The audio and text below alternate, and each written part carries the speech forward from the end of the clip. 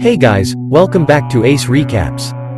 Today I'm going to be explaining a 2018 sci-fi mystery film titled Annihilation. The story revolves around a group of scientists who walk into a portal that's about to engulf planet Earth. Everything on this side is different as it alters DNA and transforms creatures. Will they be able to find the source before the destruction of the planet? Spoilers ahead, watch out and take care. Lena, a biologist and an army veteran, mysteriously survives a covert operation that left some of her colleagues dead. When she returns, she is taken to a federal facility and interrogated by a man in a hazmat suit named Lomax. Lena wonders how she lived for 2 months with only 2 weeks of food and claims she didn't eat anything during the mission. As Lomax continues to question her, she tries to recall more facts of the journey. A luminous asteroid penetrated Earth's atmosphere and crashed into a lighthouse on the southern coast a few years before the expedition. As soon as it touched down, it began producing a shimmering vapor that grew gradually before the covert operation. Lena had been working as a biology professor at a university. During a class, she teaches her students how a single cell continually splits and replicates itself until it forms every living thing on Earth. After school, a male colleague named Daniel invites her to a party for the weekend. She turns him down with an excuse. Daniel reminds her that it has been a year since she lost her husband, Kane, and tells her that it wouldn't be wrong for her to enjoy some time with friends at home. Lena reminisces about the pleasant time she spent with her husband while she prepares to paint the bedroom. Kane, a Green Beret, had gone AWOL while on a classified operation. A man enters the house and makes his way up to Lena's bedroom as she begins to paint. Lena notices him as he approaches the door and realizes Kane has finally returned home. She rushes over to him, crying as she holds him. Later, Lena begins questioning Kane about his last mission, but he claims that he has no idea where it was. She presses him for answers, but he simply says he doesn't know. Kane tells her that he found himself outside their room, and before Lena could ask him any further questions, he informs her that he is falling ill. Kane is loaded into an ambulance, but they are stopped by government officers on their route to the hospital. As the operatives bring Lena away, they sedate her as others remove Kane from the ambulance. When Lena wakes up, she finds herself in a government facility known as Area X. A psychologist named Dr. Ventress enters her room and asks her what she knows about Kane's mission. Ventress, who works for an organization called the Southern Reach, informs her that Kane is also at the facility, but he's severely ill. Lena surmises that the illness might be caused by radiation or a virus and offers to help and find out what's wrong with her husband. Ventress shows Lena the mysterious glowing zone they call the Shimmer and explains that none of the people who have ventured into the area have returned so far.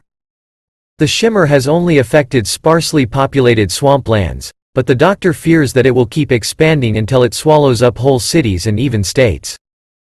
Kane is the only one who managed to get out of the Shimmer, but he's slowly dying due to multiple organ failures. Ventress hints to Lena that she might not be allowed to go home because of what she knows about their covert operations. Lena informs the psychologist that she wishes to remain with her husband. Later that night, a group of scientists introduces themselves to Lena and informs her that they're all going into the Shimmer with Ventress in a few days. Previous missions have all included military people, but this time the team will include 4 female scientists. Lena inquires with the women what they think happened during the prior missions. Anya Thorenson, a paramedic from Chicago, believes that those that entered the zone were either killed by something or went insane and slaughtered each other. Cass Shepard, a geomorphologist, explains that 1 military personnel survived the zone, but Lena remains silent about the fact that the guy who survived was her husband. The following day, Lena meets with Ventress and informs her that she wishes to join her squad. She informs the doctor that she didn't tell the other members about her husband since it would complicate matters. The 5 women soon enter the Shimmer, but they wake up to find themselves in a camp without any recollection of what they did after they went in. They deduce from their remaining food supplies that they've been inside for at least 3 days.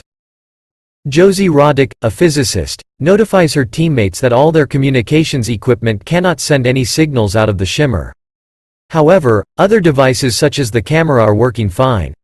She checks the compass and finds out that it is also malfunctioning. They decide to head south until they reach the coast using only the sun and their watches to point them in the right direction. Along the way, they come across a hut covered with various flowers that seem to be of different species. Lena, however, notices that they're all growing from the same branch.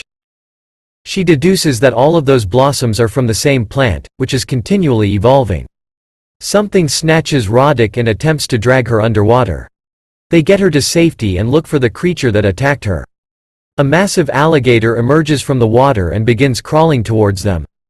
As it gets closer to Thorensen, Lena shoots it continuously until it stops moving. She examines the reptile's teeth after it is killed and realizes that it has mutated. Back in the interrogation room, Lomax is informed by Lena that they encountered other mutated animals on their way to the coast. Lomax speculates that they may have been hallucinations, but Lena asserts that they all saw the same things during the expedition. With the boats they discovered near the hut, the group makes its way out of the swamp. Lena and Shepard row together and discuss their past. Lena tells that she spent 7 years in the army and met her spouse there.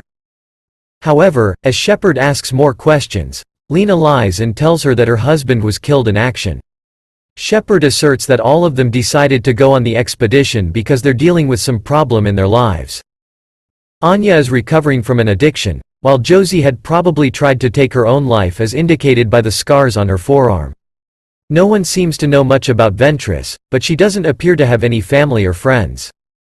Shepard reveals that she has lost her daughter to leukemia, and she's never been the same since. The group arrives in Fort DeMay, which served as the headquarters of the Southern Reach before it became part of the Shimmer. Lena sees more mutated organisms on the walls, noting that they appear to be malignant inside the building. They notice that the previous expedition has used the place as a base. As the team continues to investigate, they find a memory card and insert it into Roddick's camera. In the video, Kane cuts open the stomach of his teammate to reveal a worm-like organism moving around inside. Thorensen decides that the previous expedition's members went insane and killed each other, while Roddick believes there was a thing inside the man's stomach. A corpse has mingled with a burgeoning colony of mushrooms in another part of the building. Roddick expresses her desire to leave the base, but Ventress claims that they have little choice because it is getting dark outside. That night, Lena remembers how her husband abruptly left for secret activities, canceling their plans to spend time together in the countryside. Unable to sleep, she examines the cell samples she had collected earlier and notices that they are splitting rapidly. She then goes to the outpost where Ventress is keeping watch so that she could replace her.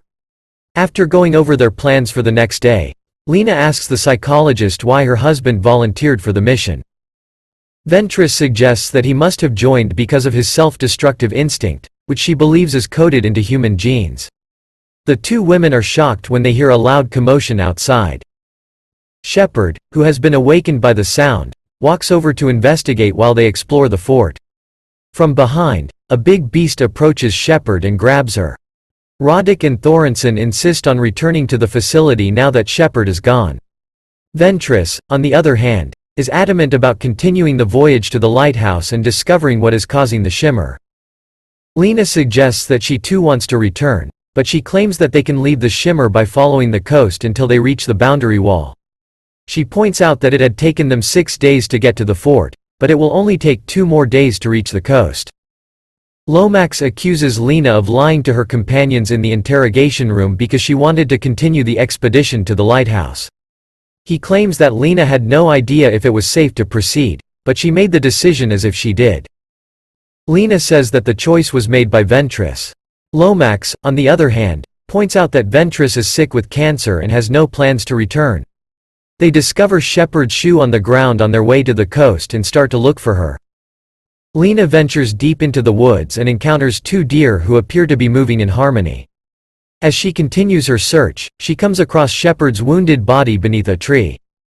The team decides to stay at an abandoned house. As the sun starts to set, they find plants that are shaped like human beings in the yard.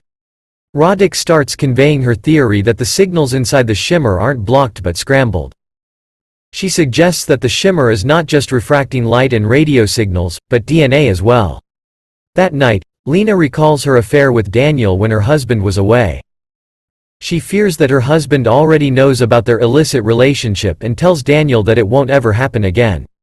As the team sleeps, Thorensen discovers a picture of Kane and Lena's necklace and attacks her.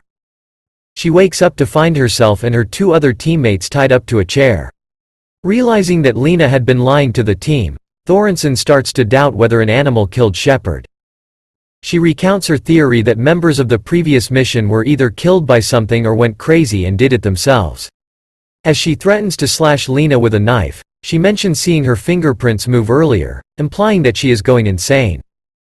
Outside the house, they hear Shepard's voice.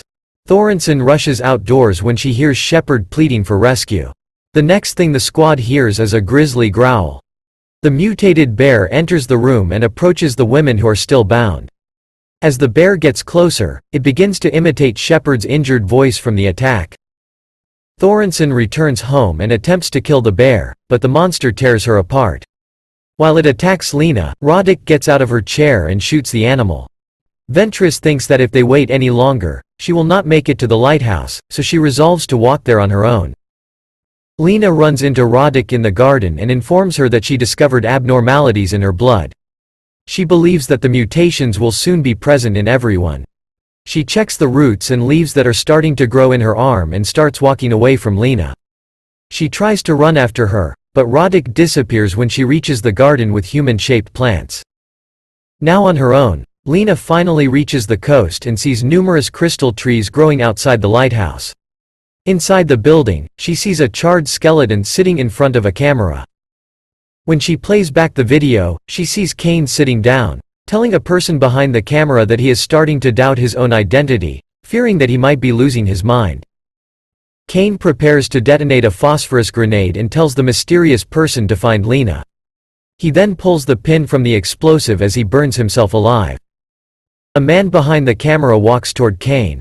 When he turns around, Lena sees that he looks identical to her husband. After turning off the camera, she starts hearing voices coming from a hole in the ground. She follows the voice and sees Ventress, who appears to be mutating.